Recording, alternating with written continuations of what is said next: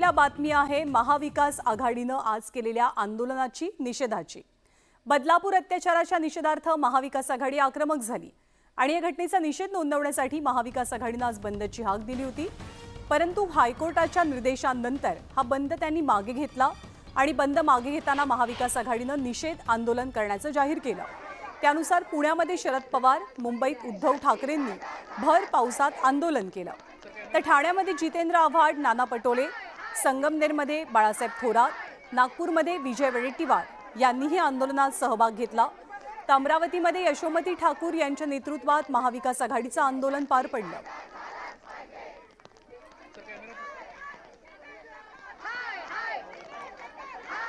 तर पुण्यात भर पावसात महाविकास आघाडीच्या नेत्यांनी मूक आंदोलन केलं। या आंदोलनामध्ये शरद पवार, सुप्रिया सुळे, काँग्रेसचे आमदार रवींद्र धंगेकर यांच्यासह अन्य नेते सहभागी झालेले। तोंडाला काळा मास्क लावून आणि हाताला काळी फीत बांधून शरद पवारांसह महाविकास आघाडीच्या अन्य नेत्यांनी या आंदोलनात सहभाग नोंदवला। या आंदोलनात शरद पवारांनी उपस्थितांना महिला सुरक्षेची शपथही दिली। हे आंदोलन सुरू असताना जोरदार पाऊस बरसायला सुरुवात झाली, पण पावसाची तमा न बाळगता सुप्रिया सुळेंसह सर्व आंदोलनकर्ते आंदोलन पूर्ण होईपर्यंत ठाण मांडून बसलेले। रघुपति राघव राजा राम पतित पावन। अशी शपथ घेतो की तुम्ही स्त्रियांवर होणारा हिंसाचार कधीही खपून घेणार नाही। मी मुलगा आणि मुलगी असा भेदभाव कधी करणार नाही।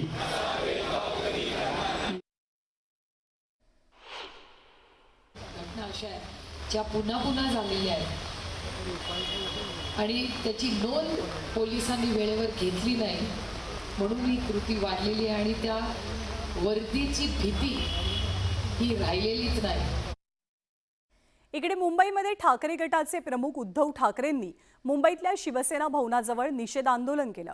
यावेळी ठाकरेंनी हातात काळा झेंडा घेतला होता, तोंडाला काळा मास्क लावलेला, तर दंडावरती काळी फीत बांधलेली होती। आंदोलनाच्या वेळी ठाकरेंनी सत्ताधाऱ्यांवर जोरदार निशाणाही साधला। आपल्या भाषणात उद्धव ठाकरेंनी गुणरत्न सदावर्ते यांच्यावरही हल्लाबोल केला। सकाळी मुंबईमध्ये जोरदार पाऊस सुरू असताना सुद्धा उद्धव ठाकरेंसह त्यांचे कुटुंबीय, शिवसेनेचे नेते आणि शिवसैनिक या निषेध आंदोलनामध्ये सहभागी झाल्याचं चित्र पाहायला मिळालं।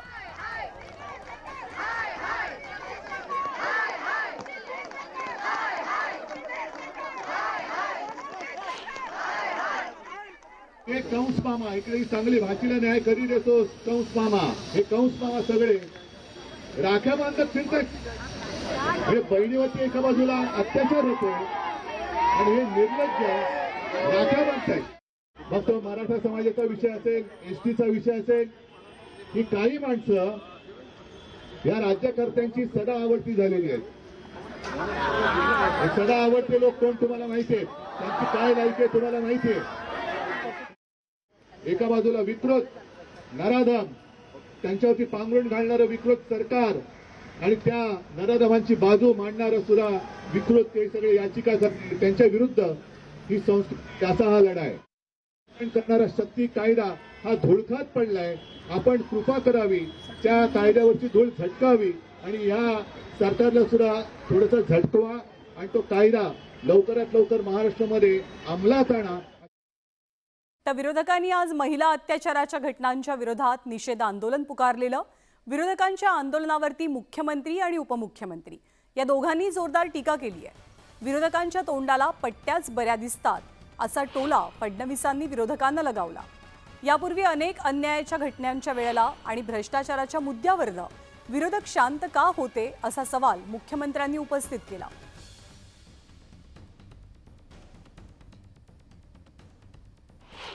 मनापासून वाटतं अशा गोष्टींचं राजकारण करणं ही असंवेदनेचा हा कळस आहे, संवेदनहीनता आहे।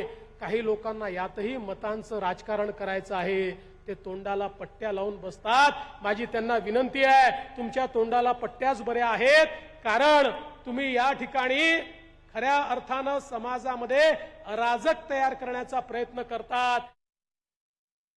या ठिकाणी साधूचं हत्याकांड झालं, तेव्हा तोंडावर पट्टी. कोरोनामध्ये बॉडी बॅग मध्ये भ्रष्टाचार झाला तेव्हा तोंडावर पट्टी. खिचडी चोरली, खिचडीत पाप केलं तेव्हा तोंडावर पट्टी. का? तेव्हा ठेकेदाराबरोबर तुमची गट्टी होती. आणि म्हणून आधी पाप किती केलेत ते बघा आणि नंतर आमच्यावर आरोप करा. तुम्हाला एकच सांगतो, चौकात बसून राजकारण करणाऱ्यांना हुशार जनता कधीतरी अवकात दाखवल्याशिवाय राहणार नाही. तर बदलापूरमधल्या बाललैंगिक अत्याचाराच्या घटनेसंदर्भात राज्यभरातनं संताप व्यक्त होतोय आणि याच घटनेवर बोलताना राज्याचे उपमुख्यमंत्री आणि अर्थमंत्री अजित पवारांनाही संताप अनावर झाल्याचं चित्र दिसलं. असं कृत्य करणाऱ्या विकृतांना कठोरातील कठोर शिक्षा व्हायला हवी असं अजित पवार म्हणाले. माझ्या तर मनात वैयक्तिक आहे की अशा प्रकारची विकृत माणसं ज्यावेळेस आमच्या आई बहिणीला किंवा आमच्या मुलींच्या अंगावर हात टाकतात त्यावेळेस यांना पुन्हा असा काही कायद्याचा बडगा दाखवला पाहिजे की पुन्हा त्यांना तशा प्रकारचा विचार देखील मनात येता कामा नये.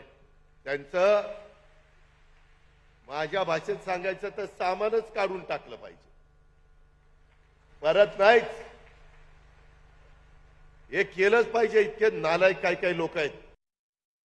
तर बदलापूरच्या बाललैंगिक अत्याचाराच्या घटनेचा निषेध नोंदवण्यासाठी महाविकास आघाडीनं राज्यभरात काळी फीत लावून निषेध आंदोलन केलं. महाविकास आघाडीच्या निषेध आंदोलनाला सत्ताधाऱ्यांनीही आंदोलनातूनच उत्तर दिलं. भाजपनं राज्याच्या विविध भागात जाणीव जागर आंदोलन करून महाविकास आघाडीला उत्तर दिलं. मुंबईमध्ये भाजपच्या नेत्या चित्रा वाघ, आशिष शेलार यांच्या नेतृत्वात वेगवेगळी आंदोलनं पार पडली. अमरावतीच्या इरविन चौकातल्या बाबासाहेब आंबेडकरांच्या पुतळ्याजवळ भाजपनं आंदोलन छेडलेलं. या आंदोलनात भाजपचे प्रदेशाध्यक्ष चंद्रशेखर बावनकुळेंनी भाग घेतलेला. तर तिकडे छत्रपती संभाजीनगरमध्ये ज्या क्रांती चौकात महाविकास आघाडीनं आंदोलन पुकारलेलं त्याच चौकात भाजपनं सुद्धा आंदोलन केलं.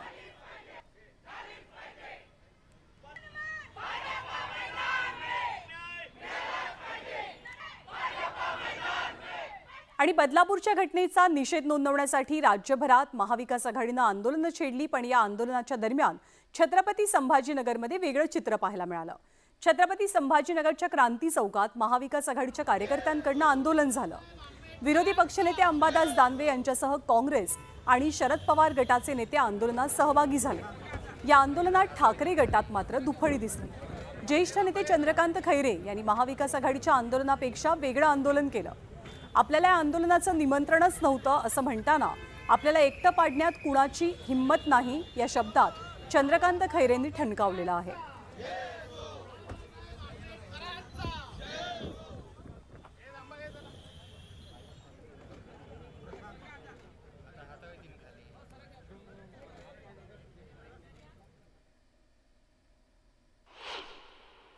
आज आम्ही सगळे महाविकास आघाडीच्या वतीनं सगळ्या पक्षाचे लोक त्या शहराच्या मुख्य चौकात बसलेलो आहोत. आणि मला वाटतं हे सरकार ज्या पद्धतीनं काळे कारनामे करतंय या काळ्या कारनाम्याचा निषेध मला वाटतं याच पद्धतीनं व्यक्त करावा लागेल. नाही, ते तर कोणी मला सांगितलं नव्हतं. म्हणजे काय, मी काल आमचं दिवसभर दर्शेश्वरला कार्यक्रम होता ना, म्हणून कदाचित नसेल, विसरले असेल. इकडे राष्ट्रवादी काँग्रेस शरदचंद्र पवार पक्षाचे सर्वेसर्वा शरद पवार पुन्हा एकदा राज ठाकरेंच्या निशाण्यावरती आहेत. शनिवारी राज ठाकरेंनी शरद पवारांना आणखी एकदा लक्ष केलं. बदलापूर घटनेचा निषेध करण्यासाठी पुण्यामध्ये पवारांच्या नेतृत्वात आंदोलन पार पडलं. या आंदोलनाच्या वेळी पवारांनी कार्यकर्त्यांना एक शपथ दिली आणि यावरूनच राज ठाकरेंनी पवारांवर टीका केली आहे. जातीवाद आणि फोडाफोडीच्या राजकारणाला शरद पवारच जबाबदार असल्याचा पुनरुच्चार राज ठाकरेंनी केला. राष्ट्रवादीच्या जन्मानंतर जातीयवाद घराघरात पोहोचल्याचा आरोप राज यांनी केलाय.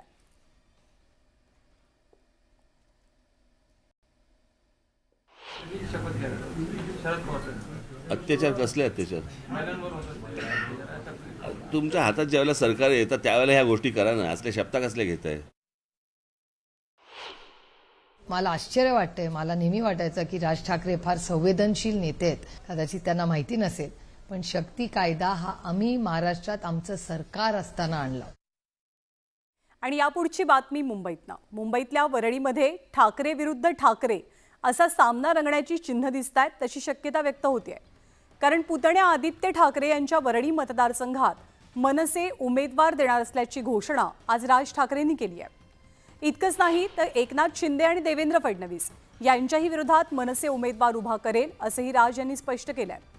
राज्यात एकूण 225 जागा लढवणार असून महिलांना सुद्धा योग्य ठिकाणी संधी देऊ असं राज ठाकरेंनी आज जाहीर केलं. मी निवडणूक लढवणार आहे आणि मागच्या वेळेला एक वेळा ही गोष्ट जी केली त्या मतदारसंघामध्ये साधारणपणे आमची 37 ते 38 हजार मतं आहेत. कळलं का? एकदा ही गोष्ट झाली, वारंवार कशी होईल? नागपुरात आपण सगळ्या मतदारसंघात उमेदवार देणार आहात का? तर देवेंद्र फडणवीसांच्या मतदारसंघात पण देणार आहात का?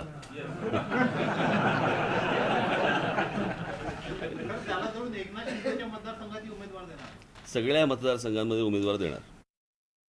तर राज ठाकरेंच्या या वक्तव्यावरती ठाकरे गटाचे नेते सचिन अहिर यांनी प्रतिक्रिया दिली आहे. आपण पाहूया.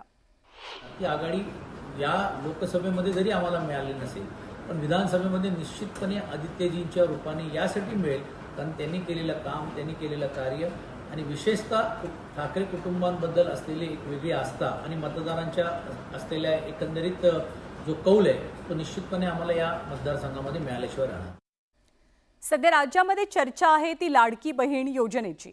मुख्यमंत्री आणि दोनही उपमुख्यमंत्री या योजनेचा जोरदार प्रचार आणि प्रसार करण्यासाठी राज्यभरात फिरतात.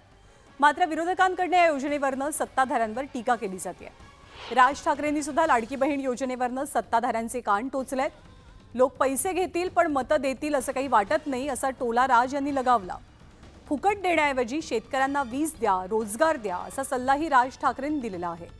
लाडकी बहीण योजनेसाठी सरकारकडे पैसे कुठे आहेत असा सवालही राज ठाकरेंनी विचारला आणि त्याच वेळेला त्यांनी उपमुख्यमंत्री अजित पवारांची मिमिक्री सुद्धा केली. तुम्हाला मतं हवीत म्हणून तुम्ही वाटेल ते फ्री. बरं, फ्री म्हणजे कोणाचं आहे? ते लोकांचं आहे.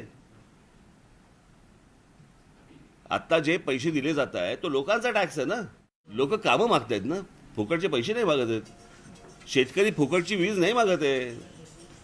त्या विजेमध्ये खंड नको एवढंच तो मागतोय. तुम्ही पहिल्यांदा ह्या लोकांच्या मागण्या तर समजून घ्या. त्याच्यामध्ये अजितदादांनी पण सांगितलं नाही का, निवडून दिलात तरच पुढचा. तसं होणार नाही. ते किती तुम्ही पैसे सरकारकडे पैसे पाहिजेत ना. आणि महायुतीमध्ये घटक पक्ष असलेल्या प्रहार पक्षाचे प्रमुख आणि आमदार बच्चू कडू हे गेल्या काही दिवसांपासून महायुतीमध्ये नाराज असल्याचं चित्र दिसतंय. बच्चू कडूंनी महायुतीच्या कारभारावर नाराजी व्यक्त केली आहे. राज्यात शेतकऱ्यांच्या आत्महत्या सातत्यानं घडतायत अशी स्थिती असताना महायुतीचं सरकार कष्टकऱ्यांसाठी कोणत्याच योजना आखत नाही, राबवत नाही अशी टीका बच्चू कडूंनी केली आहे. येत्या 1 सप्टेंबरला महायुतीसोबत राहायचं की महायुतीतनं एक्झिट घ्यायची हा निर्णय आपण जाहीर करणार असल्याचं बच्चू कडूंनी स्पष्ट केलं आहे. निराशा आहे पूर्ण. कष्ट करणाऱ्यांसाठी कुठल्याही योजना आखल्या जात नाही आणि दुसऱ्या इकडे मताच्या बेरजेमध्ये जाऊन चुकीच्या अशा प्रकारच्या घोषणा करत खऱ्या लोकांना दूर ठेवलं जातं. 3.5 लाख शेतकऱ्यांच्या आत्महत्या झाल्या. मग लखपती भगिनी किंवा लखपती महिला म्हणून आपण एकीकडे घोषणा करताय, दुसरीकडे आत्महत्याग्रस्त शेतकरीची संख्या वाढत जात आहे. 1 सप्टेंबरला सगळी मीटिंग घेऊन आम्ही ठरवणार आणि त्याच्यानंतर निर्णय घोषित करू. आणि इंदापूरमधनं अजित पवारांकडनं पुन्हा एकदा दत्ता भरणे यांच्या उमेदवारीचे संकेत मिळालेत आणि त्यामुळेच इंदापूर विधानसभा मतदारसंघात अजित पवारांची राष्ट्रवादी विरुद्ध भाजप असा संघर्ष निर्माण होण्याची शक्यता आहे. इंदापूरचे माजी आमदार आणि भाजपचे नेते हर्षवर्धन पाटील यांनी आगामी विधानसभा निवडणुकीसाठी तयारी सुरू केली आहे. तर इकडे अजित पवारांनी आपले खंदे समर्थक दत्ता भरणे यांच्या उमेदवारीचे संकेत देऊन टाकलेत. त्यामुळे महायुतीत मिठाचा खडा पडण्याची शक्यता व्यक्त होते. काय नाही करायचं ठेवलं एवढंच मी विचारतो आणि राहिलेलं पण करण्याची ताकद आणि हिंमत आणि धाडस हे आमच्यामध्येच आहे, मामाच्यात आणि माझ्यातच. हे पण विचार करून साहजिकच आहे. आता लोकशाहीमध्ये प्रत्येकाला अधिकार आहे. आता घराघरामध्ये 3-3, 4-4 पक्षाचे विचार करणारी माणसं निर्माण झाली. त्यामुळे साहजिक आहे, बऱ्याच लोकांचा आग्रह असा आहे की तुम्ही आता अपक्ष उभा राहा. काय लोकांचं म्हणणं आहे तुम्ही विकास आघाडीत उभा राहा. हा कार्यकर्त्यांचा आग्रह आहे. कार्यकर्त्यांना वाटतं आणि कार्यकर्ते बोलून दाखवतात. माझ्या कानावर काय आलेलं नाही. मी कालच इंदापूरला होते, असं माझ्या काही कानावर आलेलं नाही. पण भाऊ हे खूप मोठे राज्याचे नेते आहेत आणि योग्य तो निर्णय भाऊ नक्कीच घेतील, जो राज्याच्या हिताचा असेल. आणि आज मुंबईच्या बीकेसीतल्या हॉटेल ट्रायडंटमध्ये महाविकास आघाडीची जागावाटपासंदर्भातली प्राथमिक बैठक पार पडली. मुंबईतल्या जागावाटपासंदर्भातल्या बैठकीत चर्चा झाली. मुंबईमध्ये शिवसेना हा महाविकास आघाडीतला मोठा भाऊ असेल असं वक्तव्य या बैठकीनंतर जितेंद्र आव्हाडांनी केलं. तर जागावाटप अद्यापही पूर्ण झालं नसल्याचं जितेंद्र आव्हाडांनी स्पष्ट केलंय.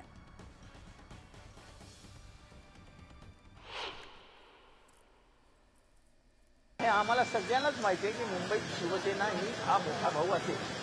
त्याच्याबद्दल काय म्हणजे आमच्या आक्षेप घेण्याचं काही कारण नाही. आज असं कुठेही काही झालेलं नाही. 20 ते 22 गटावर अशी कुठे चर्चाच झाली नाही. आणि यानंतर बातमी नेपाळ बस दुर्घटनेची. नेपाळमध्ये बस दुर्घटनेत मृत्युमुखी पडलेल्या महाराष्ट्रातल्या भाविकांचे मृतदेह वायुसेनेच्या विमानानं आणले जात आहेत. शुक्रवारी नेपाळमधल्या एका नदीत महाराष्ट्रातल्या भाविकांची बस कोसळली आणि अपघात घडला. या भीषण दुर्घटनेत 27 भाविकांचा मृत्यू झालाय तर 15 जण जखमी आहेत. जळगाव जिल्ह्यातल्या वरणगाव, तळवेल आणि परिसरातले हे सगळे भाविक होते.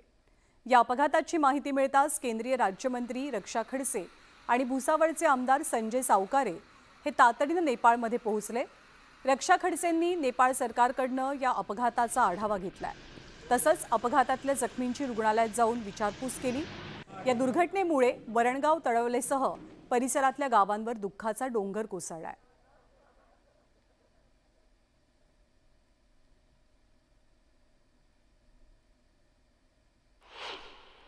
जी दुर्घटना झालेली आहे अतिशय दुर्दैवी आहे. कारण की सगळे आपले जवळचे लोक म्हणजे आपले वरणगाव, तळवे, इथे आचेगाव सगळे जवळचे कार्यकर्ते आणि पदाधिकारी आहे. पण सातत्याने आमचा संपर्क ह्या सगळ्या लोकांशी, तिथल्या जेवढेही गव्हर्नमेंट यंत्रणा आहे किंवा नेपाळ गव्हर्नमेंट आहे त्यांच्याशी सुरूच आहे. तिथल्या डिफेन्सच्या लोकांशी पण बोलणं सुरू आहे. तर सगळी यंत्रणा कामाला तिथे लागली. तर पुणे जिल्ह्यातल्या पौडजवळ हेलिकॉप्टर दुर्घटना घडली आहे. हे हेलिकॉप्टर मुंबईवरनं आंध्र प्रदेशातल्या विजयवाडा परिसरात निघालेलं होतं. या हेलिकॉप्टरमध्ये पायलटसह एकूण 3 जण होते. सध्या महाराष्ट्रातल्या विविध ठिकाणी मुसळधार पाऊस बरसतोय आणि अशातच हे हेलिकॉप्टर पुणे जिल्ह्यातल्या पौडजवळ आल्यानंतर हेलिकॉप्टर दुर्घटनाग्रस्त झालं. हे हेलिकॉप्टर थेट इथल्या जंगल परिसरात जाऊन कोसळलं. या हेलिकॉप्टरमध्ये 4ही जण जखमी झालेले आहेत. हेलिकॉप्टरचा पायलट जखमी असून त्याला रुग्णालयात दाखल करण्यात आलंय. तर इतर 3घांची प्रकृती स्थिर असल्याची माहिती आहे. मुंबईच्या ग्लोबल हेक्ट्रा कंपनीचं हे हेलिकॉप्टर होतं अशी माहिती आहे. या दुर्घटनेत हेलिकॉप्टरचं मोठं नुकसान झालंय पण दुर्घटनेचं कारण अस्पष्ट आहे.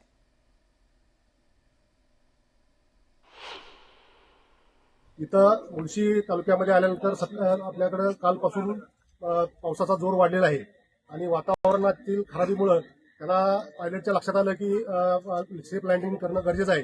त्यामुळे त्यांनी खूप प्रयत्न केला परंतु लँडिंग करत असताना सदरचं हेलिकॉप्टर झाडावर आदळलं आणि त्यानंतर खाली जमिनीवर कोसळून क्रॅश झालेलं आहे. यामध्ये पायलटला किरकोळ जखमा झालेल्या आहेत. बाकीचे 2 इस्मांना थोडा मार लागलेला आहे आणि 1 इंजिनियर व्यवस्थित आहेत. आज जालन्याचा MIDC परिसर भीषण स्फोटांच्या आवाजानं हादरून गेला. जालन्यातील औद्योगिक वसाहतीमध्ये गजकेसरी या स्टील कंपनीमध्ये दुपारच्या सुमारास बॉयलरचा स्फोट झाला. या स्फोटाचा कानठळ्या बसवणारा आवाज दूरपर्यंत ऐकू आला. या स्फोटात काहींचा मृत्यू झाल्याची भीती व्यक्त होते. तर 20 ते 25 जण गंभीर पद्धतीनं भाजलेत आणि जखमी झाले. जखमींना तातडीनं जवळच्या रुग्णालयात दाखल करण्यात आलेलं असून त्यांच्यावर उपचार सुरू आहेत. या घटनेनंतर पोलिसांनी घटनास्थळी जात कंपनीची पाहणी केली. बॉयलरमध्ये स्फोट नेमका कसा झाला, कारण काय होतं हे अद्याप स्पष्ट होऊ शकलेलं नाहीये. त्यांचे स्क्रॅप मेटलच्या मेल्टिंगचा होता. तिकडे काही असा मेटल गेला ते फर्नेसमध्ये की तो ब्लास्ट झाला आणि जे हॉट मेटल असते त्याच्या आतमध्ये तो बाहेर येऊन जे आसपासचे लेबर होते त्यांना तो इंजुरी झाली. तर 22 लोक ऍडमिट आहे इकडे. करीब काही लोकांना ते औरंगाबाद रेफर करणार. हॉस्पिटल थोडा लहान आहे म्हणून ते सगळे लोक मॅनेज होत नाही. आज मुंबईजवळच्या भिवंडी परिसरात पावसानं जोरदार हजेरी लावली. 3 ते 4 तास पडलेल्या मुसळधार पावसामुळे शहरातल्या भाजी मार्केट परिसरासह तीनबत्ती, नारपोली, कमला हॉटेल, कल्याण नाका या परिसरात सखल भागांमध्ये पाणी साचलं होतं. त्यामुळे नागरिकांना गुडघाभर पाण्यातनं मार्ग काढत पुढे जावं लागलं. मुसळधार पावसामुळे वातावरणात गारवा निर्माण झालाय, तर शेतीसाठी हा पाऊस चांगला असल्यामुळे बळीराजा सुद्धा सुखावलेला आहे.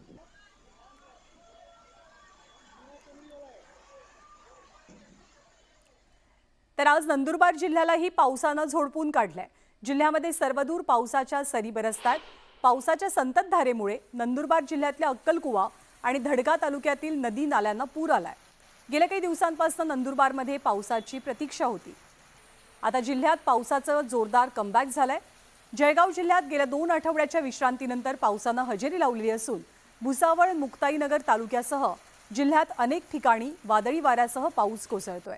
पुढचे काही दिवस पावसाचा जोर कायम असेल असा अंदाज व्यक्त झालाय. बुलढाणा जिल्ह्यामध्ये जळगाव जामोद आणि नांदुरा या दोनही तालुक्यांना जोडणारा जुना पूल पूर्णा नदीला आलेल्या पुरामुळे सध्या बंद आहे. मात्र या पुलाजवळ बांधण्यात आलेल्या नवीन पुलावरनं वाहतूक सुरू आहे, त्यामुळे नागरिकांना फारसा फटका बसलेला नाही. अहमदनगर जिल्ह्यात गेल्या 2 दिवसांपासून मुसळधार पाऊस बरसतोय. यामुळे सीना नदी दुथडी भरून वाहू लागली आहे.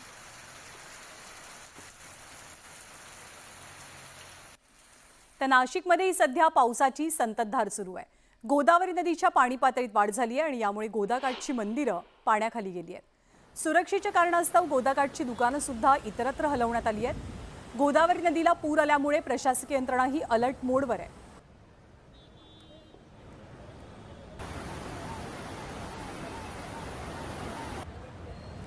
तर राज्यातल्या काही भागांमध्ये सध्या मुसळधार पाऊस कोसळतोय. धरणांच्या पाणलोट क्षेत्रामध्ये मुसळधार पाऊस बरसू लागल्यानं धरणांच्या पाणीसाठ्यात सुद्धा वाढ झाली आहे. मुसळधार पावसामुळे पालघर जिल्ह्यात सूर्या प्रकल्पाचं धामणी धरण 100% भरलंय. धामणी धरणाचे 5 पैकी 3 दरवाजे 50 सेंटीमीटरनं खुले करण्यात आलेत. त्यामुळे धरणातनं 5900 क्युसेक वेगानं पाण्याचा विसर्ग सूर्या नदीपात्रात केला जातोय. नदीची पाणी पातळी वाढली आहे आणि नदीकाठच्या गावांना सतर्कतेचा इशारा दिला गेला आहे. तर शहापूर तालुक्यात पडत असलेल्या मुसळधार पावसामुळे भातसा धरणाच्या पाणी पातळीत वाढ पाहायला मिळते. भातसा धरणाचे 5ही दरवाजे उघडण्यात आलेले आहेत आणि भातसामधनंही विसर्ग सुरू असल्यानं नदीकाठच्या गावांना इशारा दिला गेला आहे. तर भंडारा जिल्ह्यात मुसळधार पाऊस पडतोय. यामुळे गोसीखुर्द धरणाच्या पाणलोट क्षेत्रात सतत पाऊस पडत असल्यामुळे गोसीखुर्द धरणाच्या पाणलोट क्षेत्रात वाढ झाली आहे. या धरणाचे 33 पैकी 25 दरवाजे अर्ध्या मीटरनं खुले केले गेले आहेत आणि यातून 81,293 क्युसेकनं पाण्याचा विसर्ग सुरू आहे.